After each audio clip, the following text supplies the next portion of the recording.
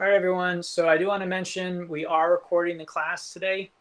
So if you unmute yourself or sometimes if you speak, it'll bring your image up if you have your camera turned on. So just be aware of that. If you don't want anyone to see you, you don't want anyone to hear you, then be sure to use the chat instead of unmuting yourself. I'm going to bring this back.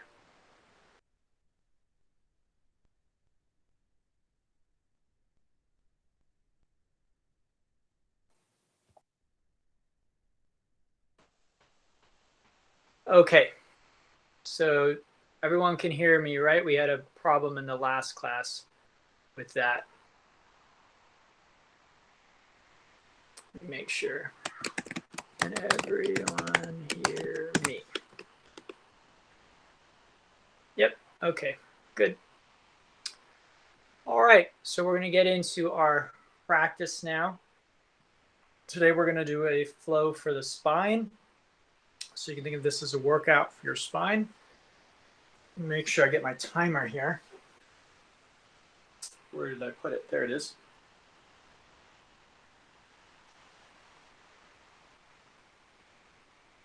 And why don't we start with a little bit of chanting, which is usually the way I like to start my classes. So this instrument is a harmonium, and this mantra is called pranava, or that's the name of the practice, and the pronunciation is Om. Okay, so O-M, A-U-M.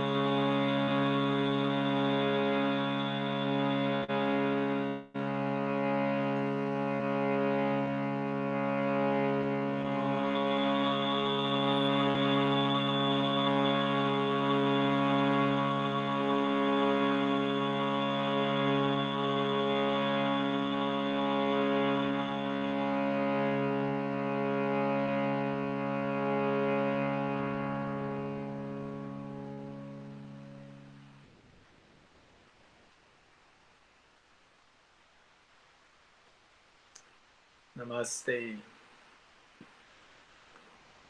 Okay, so let's get into our spine flow. Let's begin with a butterfly.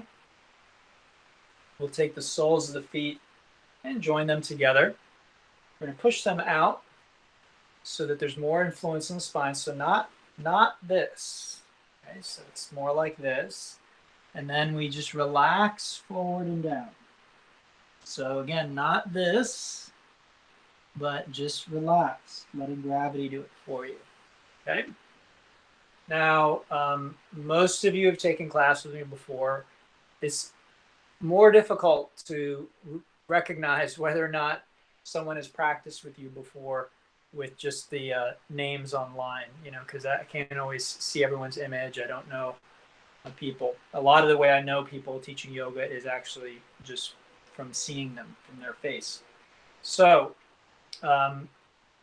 some of you may have done yin before. Some of you may have done yin with me before. But just to be sure, I'm going to cover all the bases. So use of props. If you'd like a little more intensity in your pose, try sitting on something. I like the blanket for just a little bit of a boost here to push me forward a little more aggressively. But you could sit on the bolster. You could sit on a block. Okay. The blocks could be used underneath your knees like this. A little bit of extra support if you need it for your legs. So if your legs are bothering you, that's one way you can add a little extra support. You could have the blocks here supporting your elbows like that. Okay? And again, there are different heights that you can use for that. And then finally, you could have a block underneath your forehead. Okay. So I don't know, something weird is going on here with this. So block underneath the forehead like that, just for a little extra support. Final thing you can do is have the bolster kind of like this, right, supporting you. Could use a combination of bolster and block. So now anytime that I mention the props, what I'd like you to understand is that yin yoga and restorative yoga are very different. And so in restorative yoga, you're using the props to make yourself very comfortable so that you can relax and feel a very deep sense of relaxation. So it's almost like you want to create like a cloud with your props. So your body's just sort of floating on this cloud of props, and that allows you to relax very deeply. In yin, we want to relax, but maybe the better word to use is surrender. Okay, because I think when we think of relax, we think of being comfortable and relaxed. Well, maybe you're not going to be comfortable in this posture, and that's okay. What's important is that you feel safe. Okay, so we need to make sure we feel safe, and that's different for everybody. It's your body, and so you're just going to do the best you can to make sure that, in your opinion, you're safe. And the other thing we want is a gentle stretch along the back of the spine, because again, today is spine flow. So our main thing right now is just stretching along the back side of the spine. And what that does is that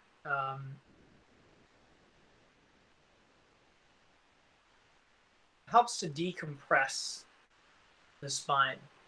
When we sit in a chair, it's 4 times as compressive on our back as standing would be.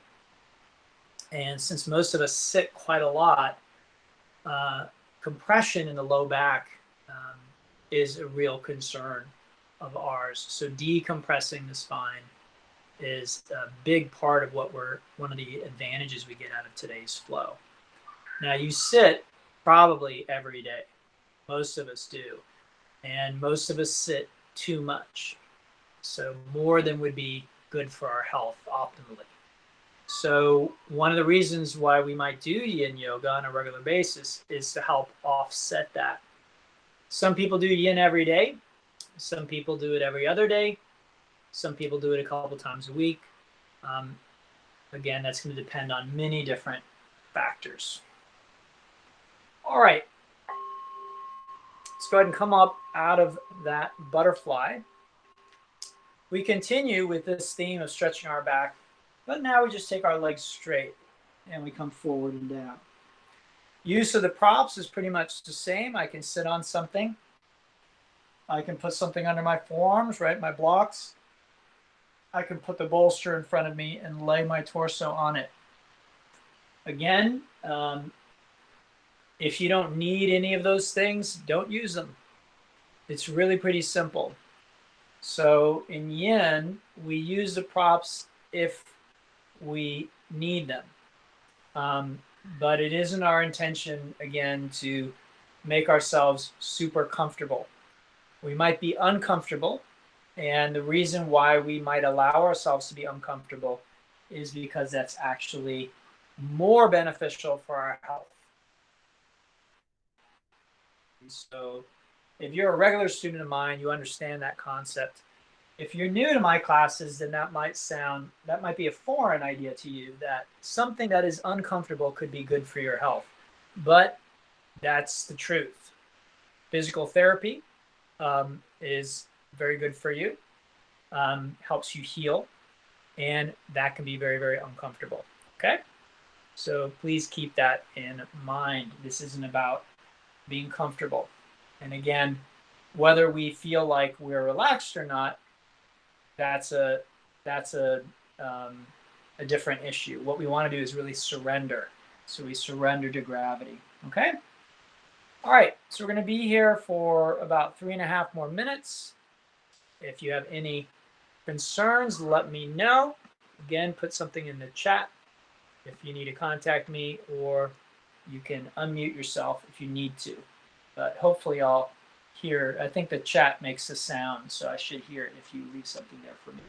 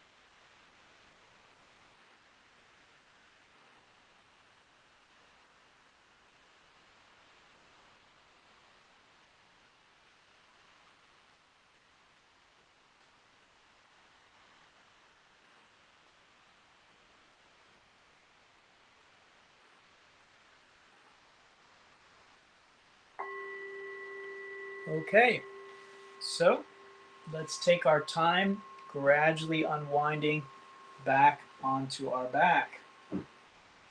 And we call that a rebound. So I come back and relax and just feel the sensations in my spine.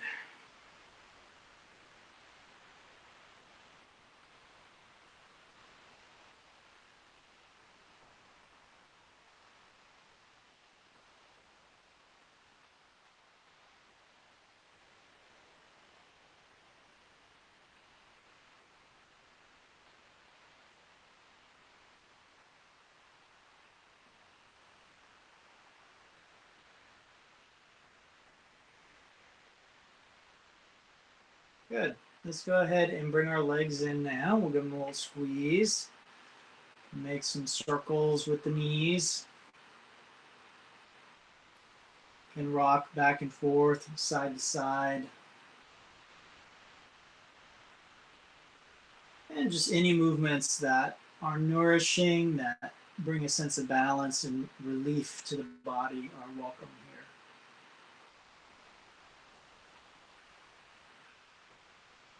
here. Okay, and then before we continue, we'll use a yang movement called the hinge to stabilize the spine.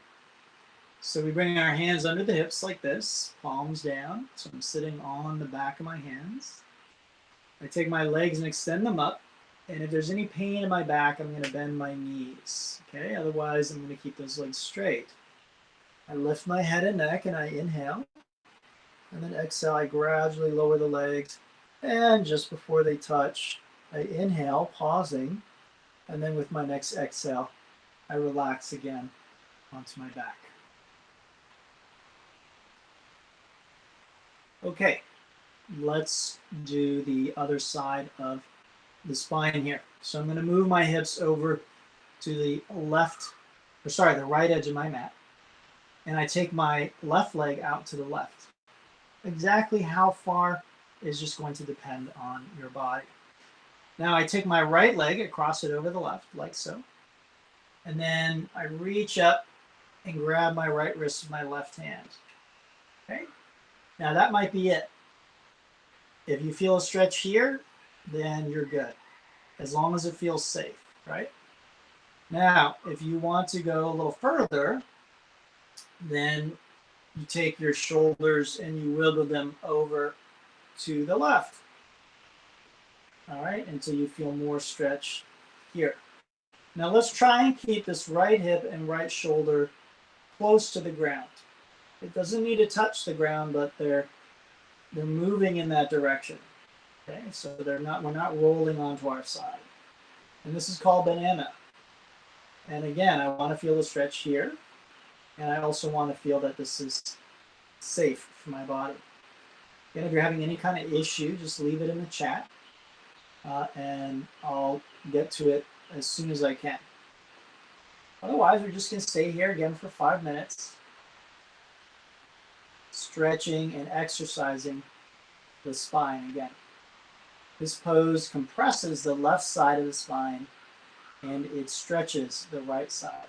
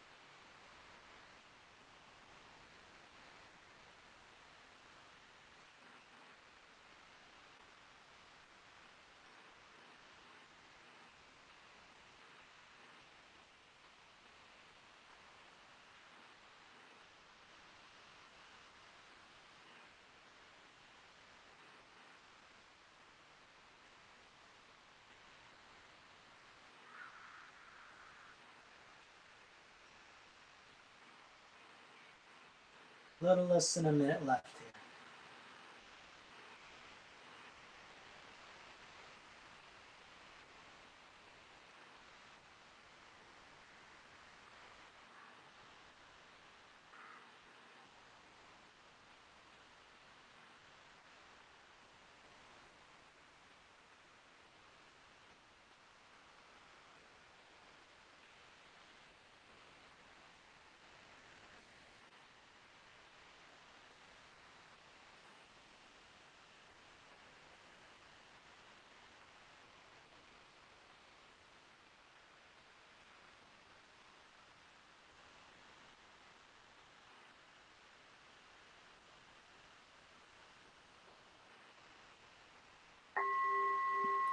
Okay, let's unwind from that back to a neutral position. Maybe the middle of our mat. Take a moment, compare the left and right sides. Hopefully you can feel a difference between the side we stretched and the other side. And then let's go ahead and do the left side. So again, you don't have to, but I like to move myself over to the left edge of the mat. And then I bring my right leg out to the right and cross the left over the right. Reaching up, I grab the left wrist, and again, I may already feel that stretch, in which case I don't really have to do anything more. Otherwise, I'm going to, again, just sort of wiggle myself over, move myself over until I feel a nice stretch in that left waist. Now, whether your arms are straight or bent, again, that's optional. Grabbing opposite elbow is also okay. Position of your head, these are all individual things that you can decide for yourself what's appropriate for you. The main thing, once we feel the stretch and we feel that we're safe, is just, again, I'm not going to use the word relaxing, just surrendering to the posture, to gravity, to the time that we're going to spend here.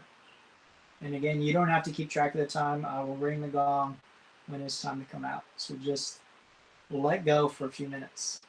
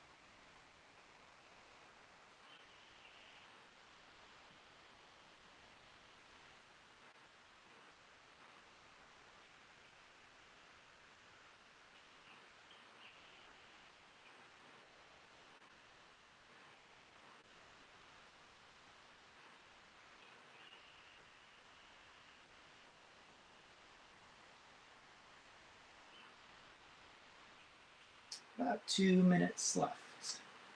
Sometimes this is a good time to check and see if maybe you need to reposition yourself. Sometimes that means you want to go a little deeper, which is fine. The tension that was there at the beginning is dissipated, and you find that you can effortlessly take yourself deeper. The other thing that might occur is you want to back off a little bit, actually. Maybe it was you position yourself a little too intensely at the beginning. And at this point, you find yourself, maybe you're gritting your teeth or you're furrowing your brow. It's just really a little too intense. Maybe you're holding your breath. So you might decide that you want to back off a little bit. Yin postures do not need a strong edge to be effective. So my yin teacher, his name's Paul Grilly, and he used to say 60-70% of your maximum is plenty for yin. So don't feel like you always need to be going full tilt here. Less than a minute.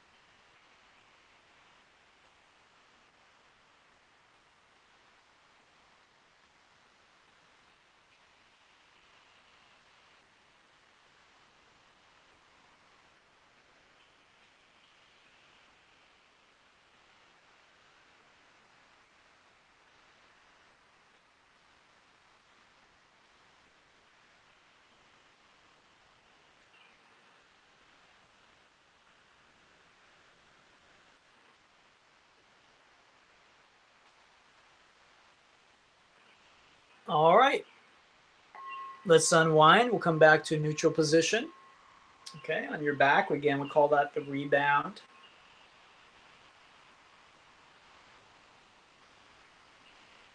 A few moments to just breathe and relax and feel the sensations.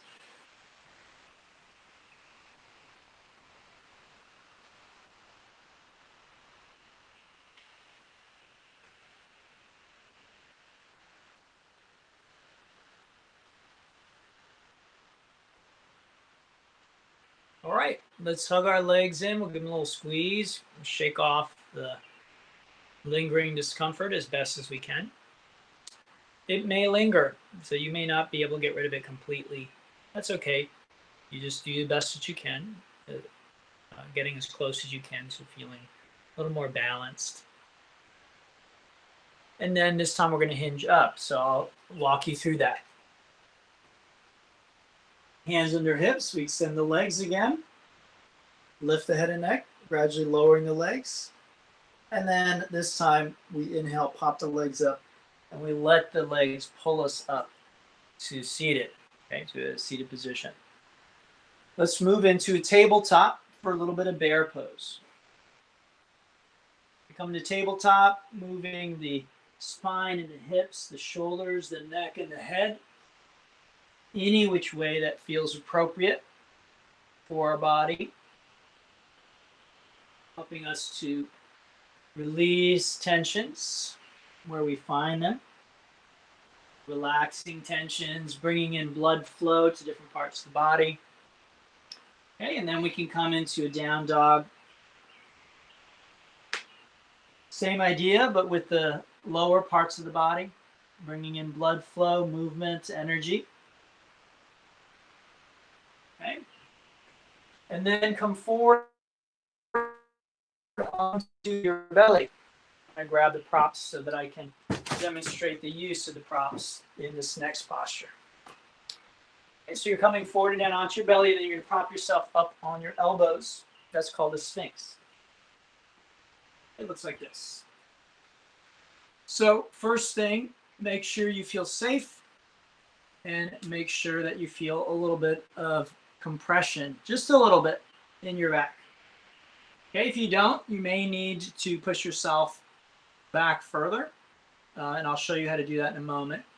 But just real quick, the variations are arms bent, arms straight, shoulders depressed, shoulders relaxed, head held up, drop forward, drop back, legs together, legs apart, Okay, buttocks squeezed, relaxed, thighs squeezed, relaxed.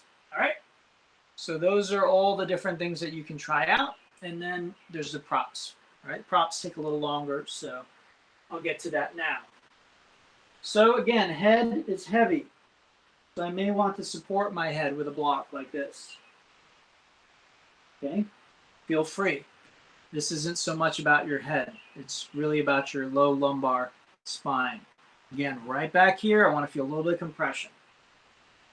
If I don't like straightening my arms, I could do one of these like this. Okay, propping my elbows up on a couple of blocks pushes me back further without me having to straighten my arms. Okay, that's another way of approaching it. Of course, you could use a blanket or a bolster instead of the blocks. So feel free to explore one of those options as well.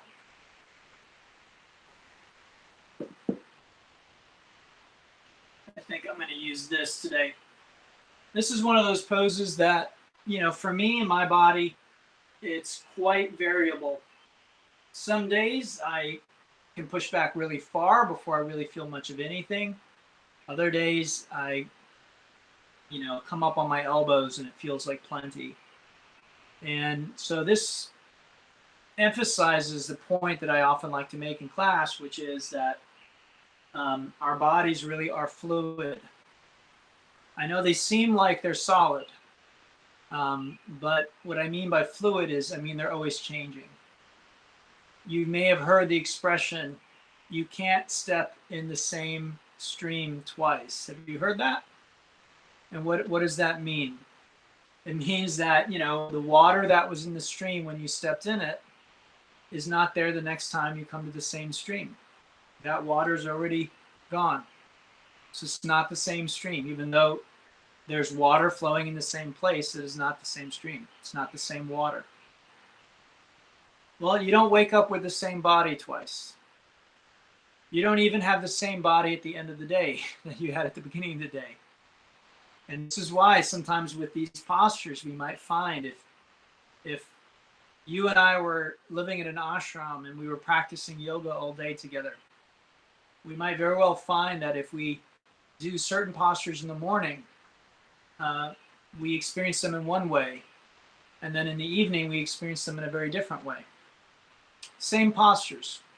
If we were to do the exact same class, just, you know, by the process of working and living during the day, that's going to change our body, perhaps enough that we can do a posture, or we have to do a posture in a very different way. Okay, so this is true throughout the day. It's true from one day to the next, and so we want to recognize that.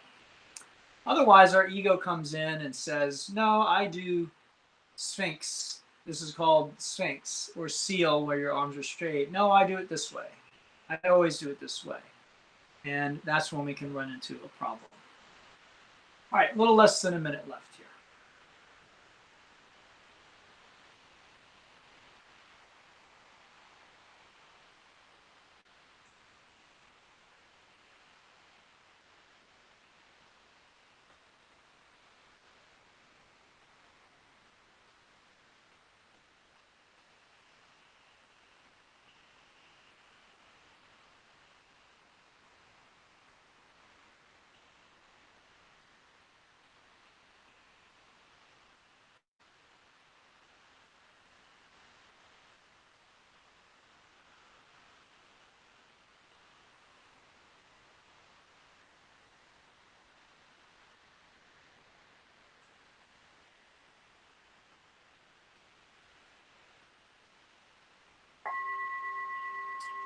All right, let's take a short break, very short, coming down. Just rest on your belly for a moment. And then I'm going to set up, don't worry about me, I'm going to set up to demo something for you. You just rest for a moment, okay?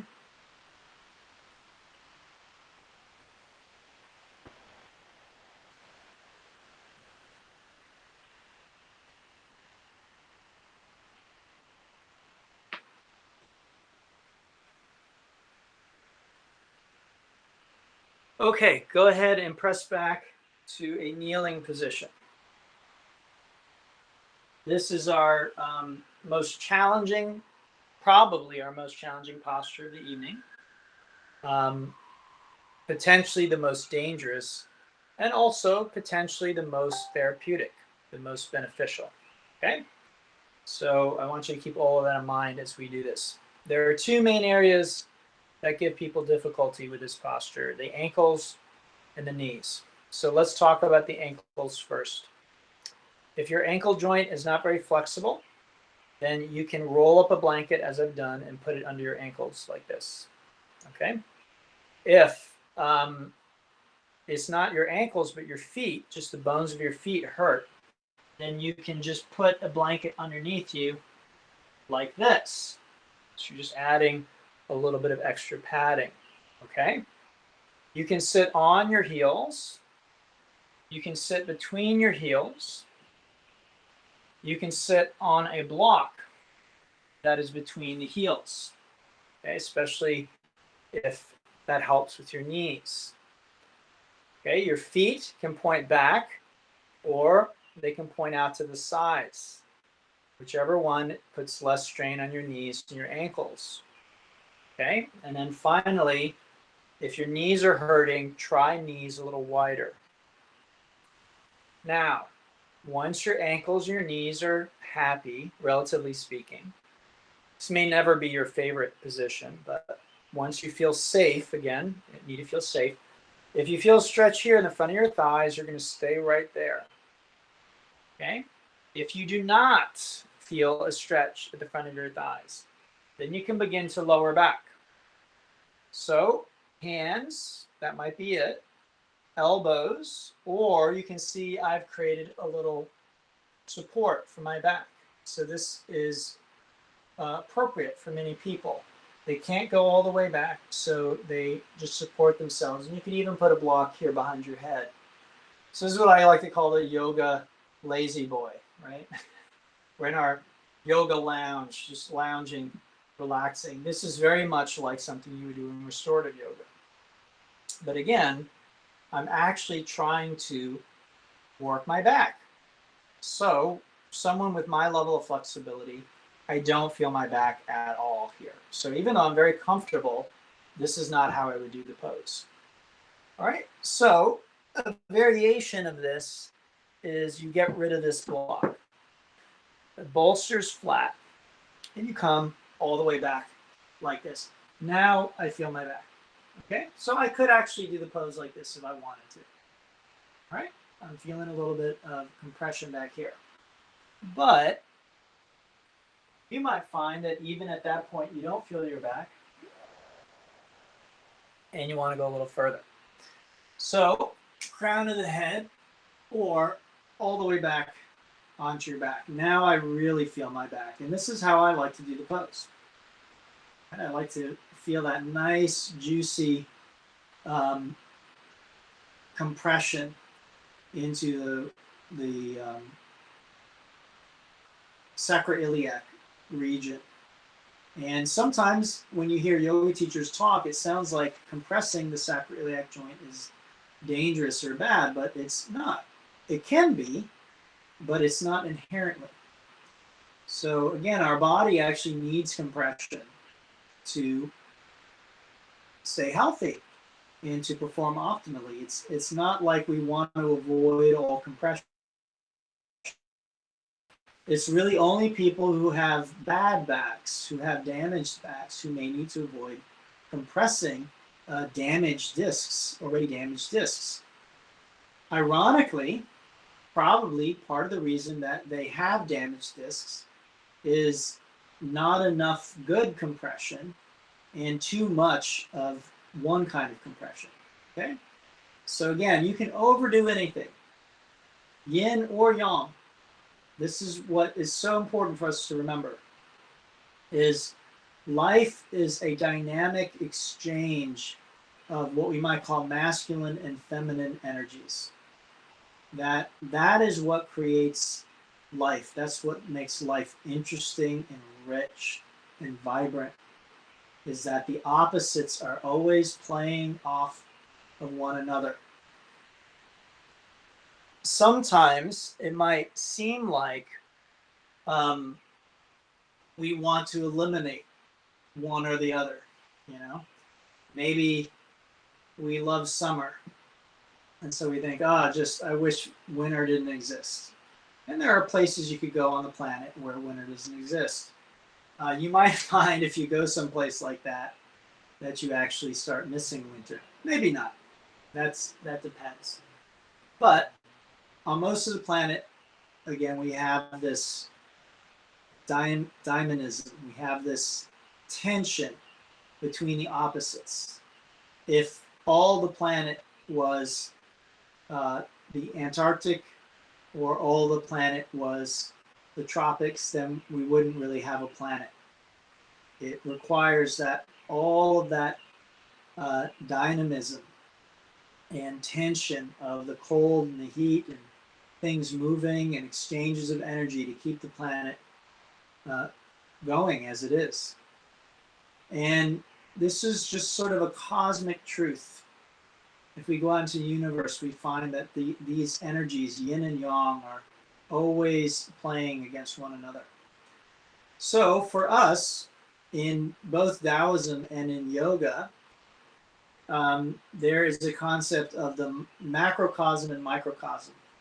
And it's said that what's true on the macro level is also true on the micro level, and what's true on the micro level is true on the macro level.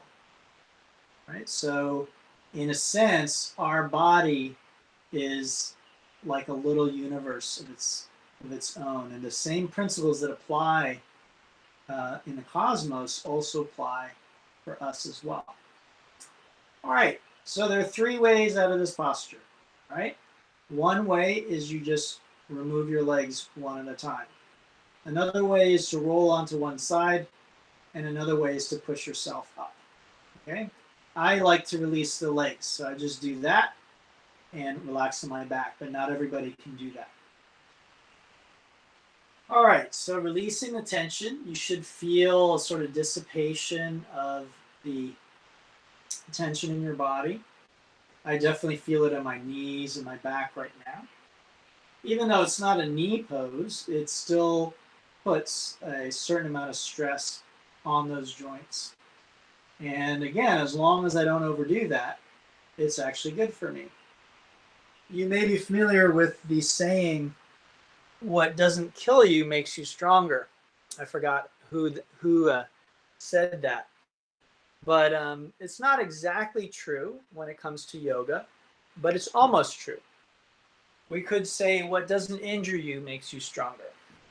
And that's pretty much true. So if you're doing something and it's really uncomfortable, difficult, unpleasant, but you don't get injured by doing it, then it's probably making you healthier.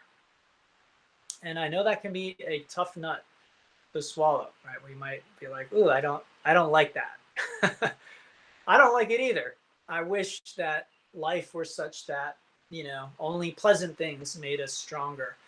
Eating Ben and Jerry's while watching reruns of Friends and Seinfeld, that's what made me optimally healthy.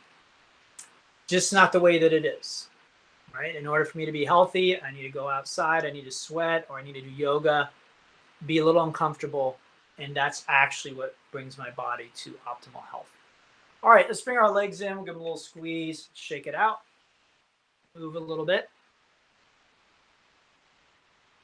Okay, again, that's called the leg cradle.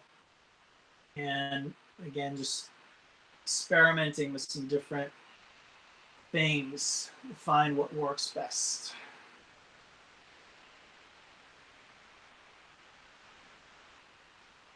Okay, so let's finish with a spinal twist. Very important when we're talking about the spine is what's called spinal rotation.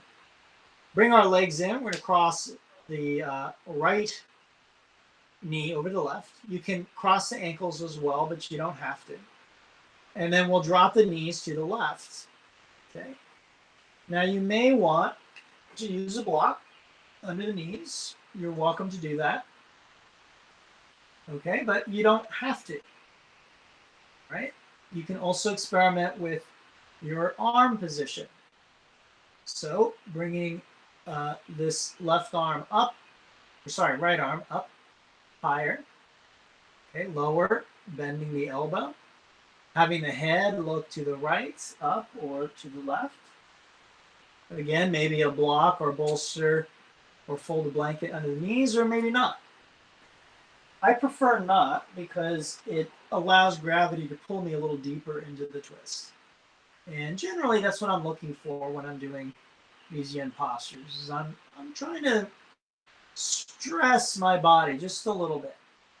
I'm trying to make my body a little bit uncomfortable, if you will. So again, there's that idea again that this isn't about you know, hampering myself.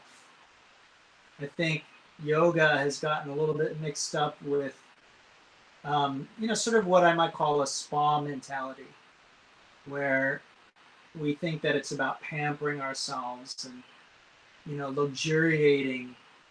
And, you know, some classes can be like that. And sometimes we feel like that. It might feel like sometimes when we get to do yoga, like we're like, oh, so good. I feel so good, right? But I'm going to say that if that's how yoga always feels for you, you may actually not be getting as much out of your yoga as you could. It's not that it's wrong or bad to occasionally feel that way, but yoga is a lot like life. Sometimes in life, you know, we feel good, things are going our way, we're relaxed, we're comfortable, we're peaceful, we can enjoy it while it lasts. But in my experience, if we continually run away in life or in yoga from that which makes us uncomfortable or that which is difficult, then we will actually create more difficulty for ourselves in the long run. So in the short run, yes, maybe I run away from something that's difficult or uncomfortable, and it seems like I dodged the bullet. But what we'll find is longer term that might have a very high price tag attached to it. So it may not be obvious, but things like drug and alcohol addiction are the same thing. They're ways of trying to escape or run away from that which we don't want to face, from that which we don't want to feel. And if we're not careful, we can actually turn our yoga practice into a kind of addiction, where it's essentially doing the exact same thing as drugs or alcohol do. Where I go to yoga to avoid feeling what I'm feeling. Whereas real yoga is really about fully experiencing and feeling what I'm feeling. So again, there's a tension there. Yoga is both encouraging us to surrender and to relax, but also to build strength and resiliency. And this is why I recommend that all students do vinyasa with me as well as yin. Many people like doing the yin classes because comparatively they're easier. They're more relaxing, you know. So again, it's so nice and luxuriating yin. I feel so good afterwards. But we don't tend to build as much resiliency in this class. Right? When we're holding a posture, like in the last class I taught, the vinyasa class, we're holding a lunge, and then we went into a warrior one, and then we went into standing splits. And by the end of that, my leg was burning and screaming at me. It was so tired. But learning to do that builds a sense of resiliency. Okay? It cultivates what one of my teachers used to call a strong container, where we can hold an experience and experience it fully. All right, let's go ahead and switch sides and come back to center. Again, you might want to scoot over to this left side of your mat. You're welcome to do that if you want. And then bringing those legs in, I cross left over right and drop the knees down to the right side.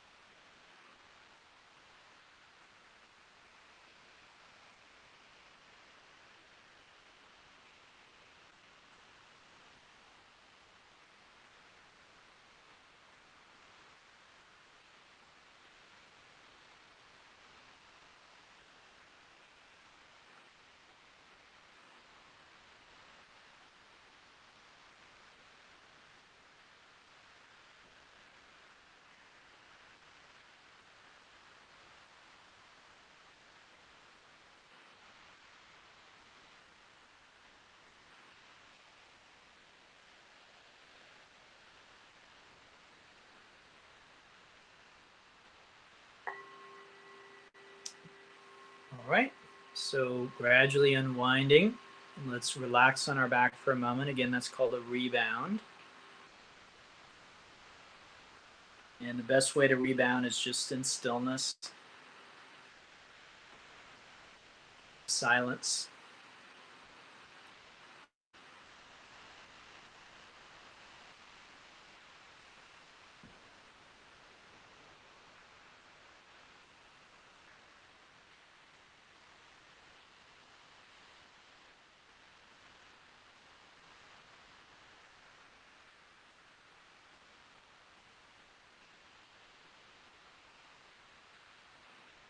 Good. Let's bring the legs in, give them a little squeeze.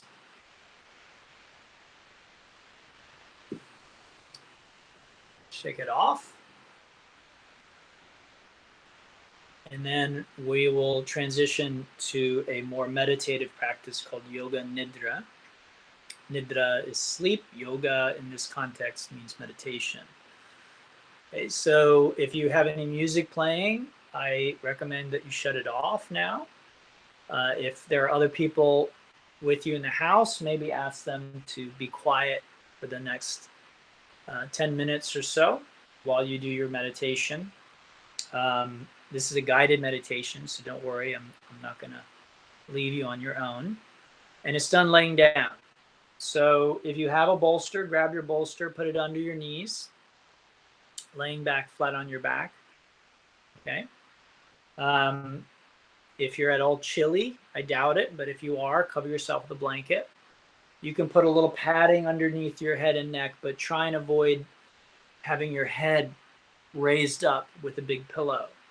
So you want your head and your heart on the same plane, so flat. Okay. Go ahead and lay back on your back. I'm going to shut the camera off because you don't need to see me for this. It would just be a distraction.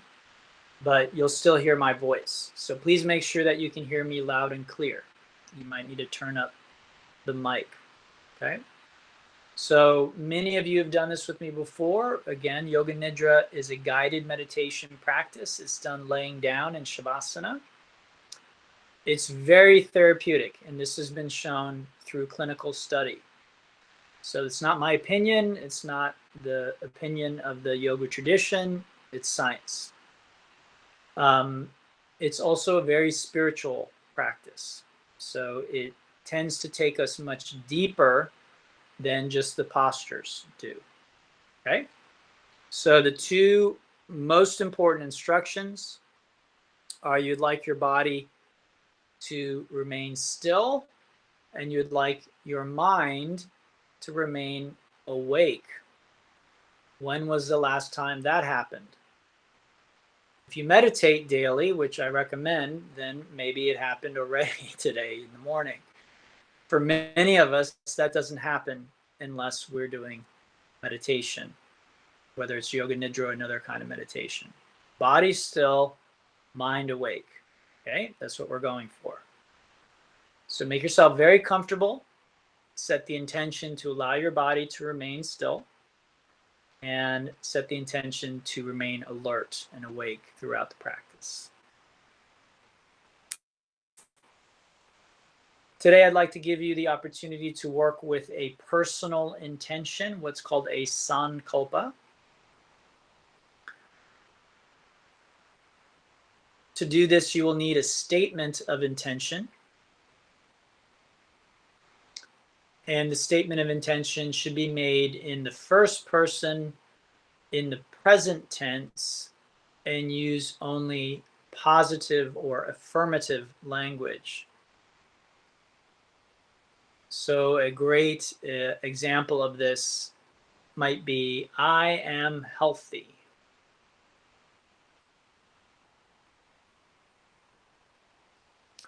Once you have your statement of intention, simply repeat it to yourself silently 3 times.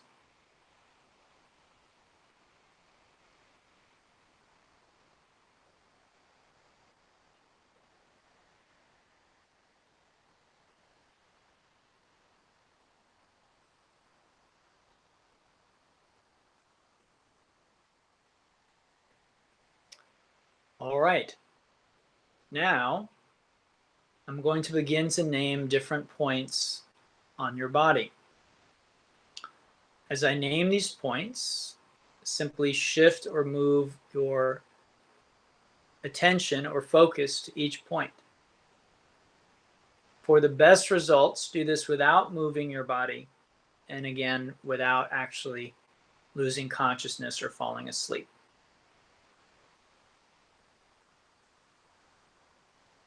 Bring your attention or focused awareness to the point that is between your eyebrows.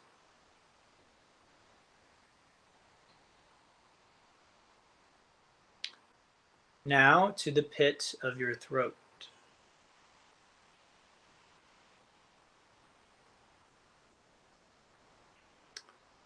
To your right shoulder.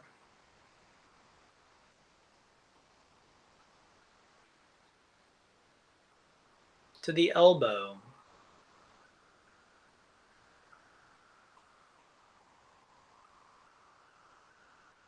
To your right wrist.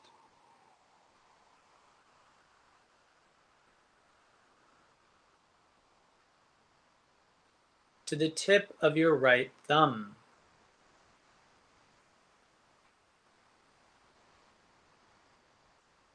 To the tip of your index finger.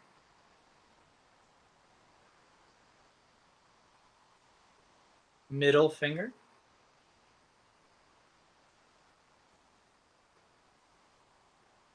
Ring finger.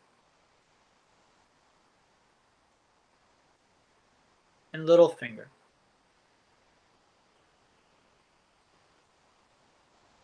Wrist. Elbow.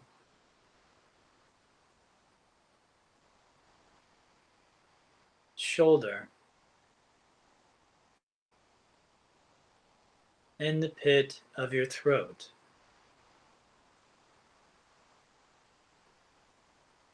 Now the left shoulder.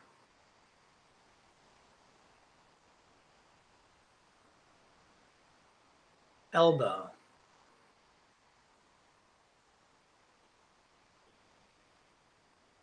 Left wrist.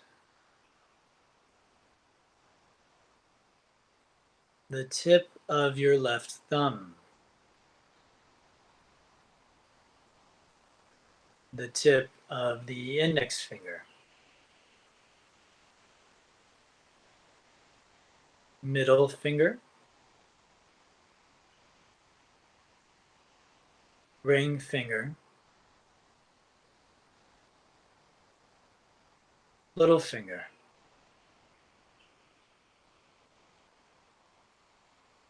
The wrist. The elbow. Shoulder. And the pit of your throat. Now the center of your chest. The right side of your chest. The center of your chest. The left side. The center of your chest. The navel. The middle of your pubic bone. The right hip. The knee. Ankle. The big toe. Second toe. Middle toe.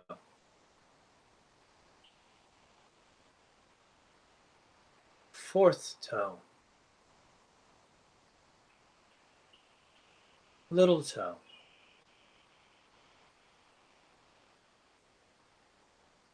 The ankle. the knee,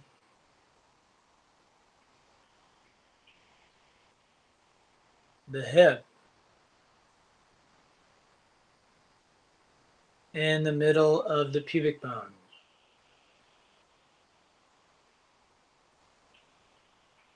Now the left hip,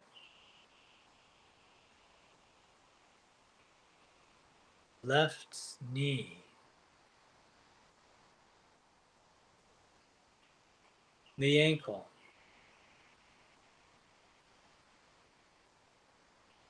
the big toe,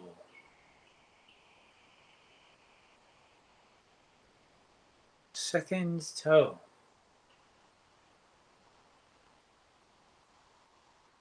middle toe,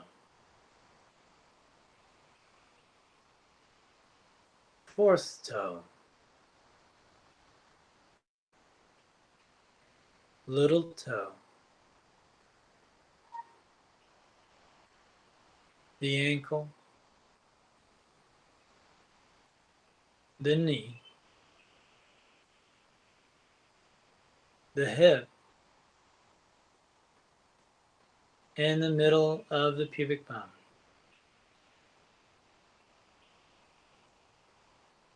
Now the navel, the middle of the chest, the pit of the throat, and the point between the eyebrows. Now the entire right leg,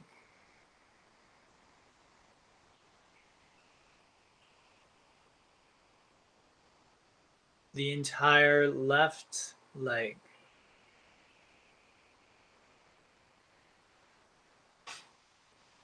both legs together.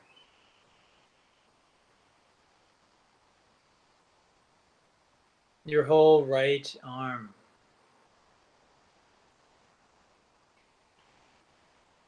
your whole left arm,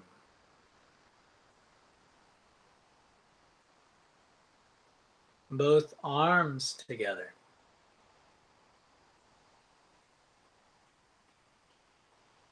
The entire right side of your body.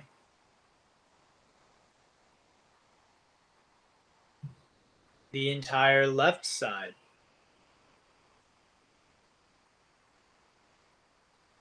Both sides together.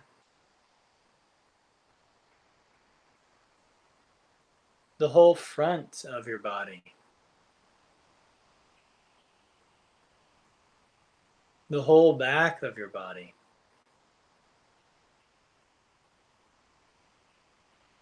Front and back together.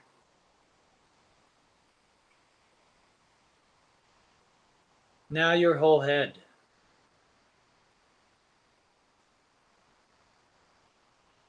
And the whole body. The whole body. Be aware of the whole body.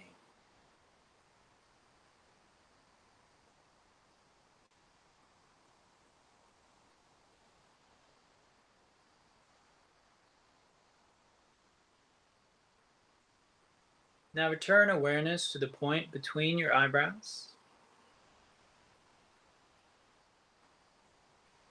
And remember and repeat your personal intention or sankalpa silently 3 times to yourself.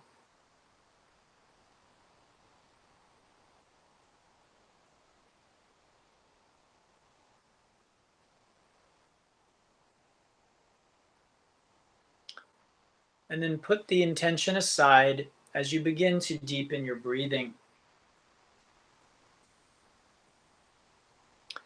As you deepen your breath, gradually begin to move your body as you stretch and wake yourself up.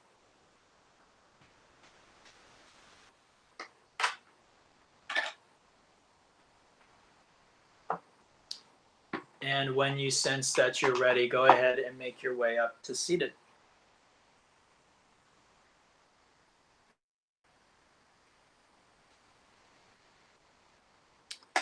All right, everyone, I'd like to invite you to finish the class with a little bit of chanting with me.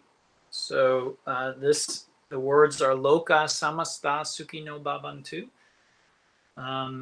This is a dedication of merit. So may all beings everywhere be happy and free.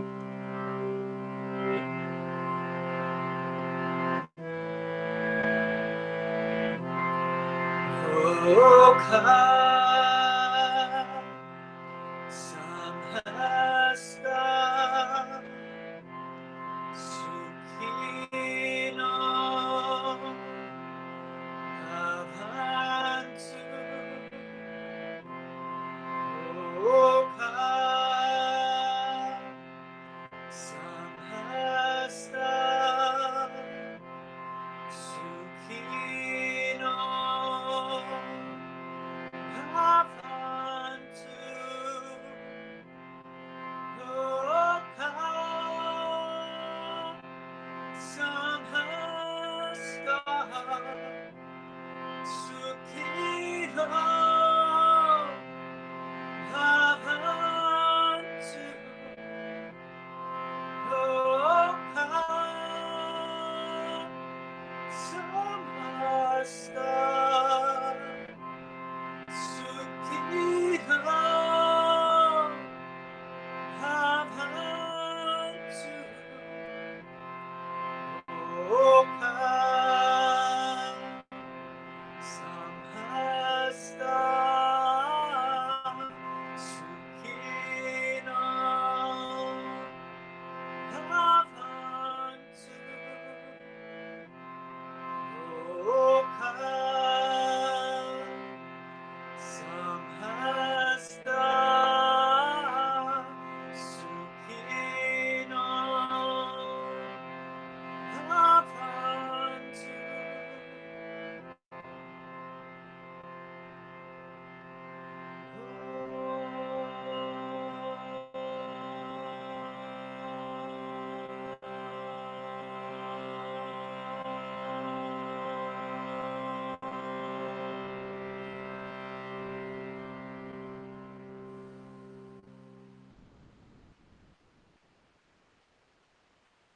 Namaste. So thank you for sharing your practice this evening. Couple announcements for you, things you might be interested in. If you enjoyed that little chant, yesterday I did a live stream chant. I plan to do one on Tuesday evenings at 8 on my Facebook page. So if you'd like to do some chanting, learn a little more about the mantras, then come join me for that. And if you want to see that broadcast, you can find it on my Patreon page.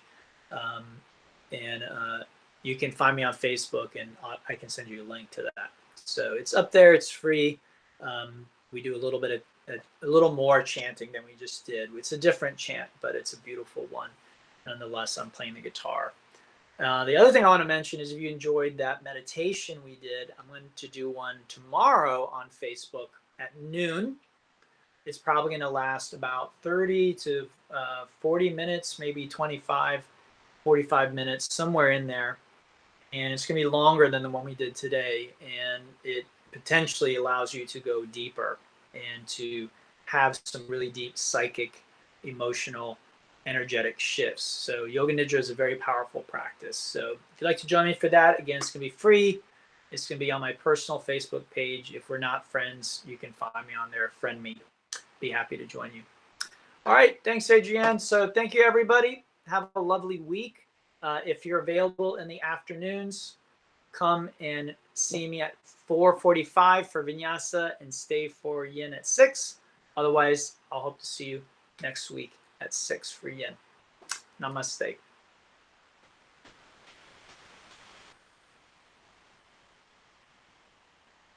Thanks, Michelle. Great to see you as always. Thanks, Ariella. Namaste.